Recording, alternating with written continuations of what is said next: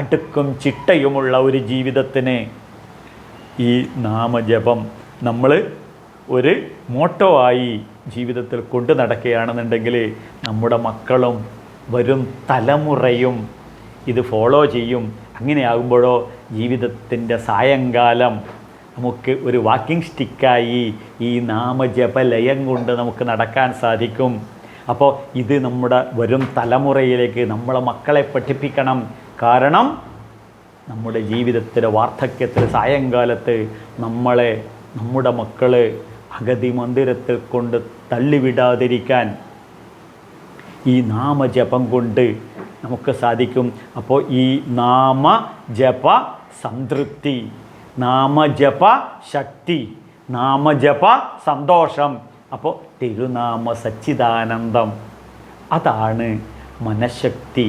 നമ്മളെ മക്കൾക്ക് മനഃശക്തി ഉണ്ടാകാൻ, നമ്മളെ മക്കളുടെ മനോബലം ഉണ്ടാകാൻ, ദൗർബല്യങ്ങളിൽ നിന്നും പുറത്ത് കടക്കാൻ ശക്തരാകാൻ നമ്മളെ മക്കളെ ഈ നാമസംസ്കൃതിയിൽ അടുക്കും ചിട്ടയിലും നമ്മൾ ആദ്യം ചൊല്ലുന്നത് അവരെ കേട്ട് പഠിപ്പിക്കണം. അപ്പോൾ രാവിലെ ഒരു വിഷ്ണു സഹസ്രനാമം, വൈകുന്നേരം ഒരു ലളിതാ സഹസ്രനാമം നമ്മൾ നിത്യവും ചൊല്ലുക. അപ്പോൾ നമ്മളെ മക്കൾ തന്നാലെ ആ ഫീൽഡിലോട്ട് വന്നോളും, അവർ പഠിച്ചോളും.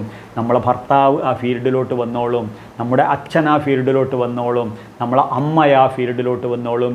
ഏത് ഈ നാമജപ സംസ്കൃതിയിലോട്ട്. അപ്പോൾ ക്ഷേത്രത്തിൽ പോകുമ്പോൾ ഒരു നാമജപം കൊണ്ട് ലയത്തിലൂടെ ജപിച്ച് ഇങ്ങനെ പ്രദക്ഷിണം വെച്ച് ജപിച്ച് അങ്ങ് അകത്തോട്ട് കയറി ആ ദേവനും ദേവാൻ ഭാവയതാ ദേവ താ ദേവ ഭാവയന്തുന പരസ്പരം ഭാവയന്ത ശ്രേയസ് പരമാവാപ്സ്യസി. അവിടെയാണ് ഒരു ശ്രേയസ്. എവിടെ? ഈ നാമജപ സംസ്കൃതിയിൽ.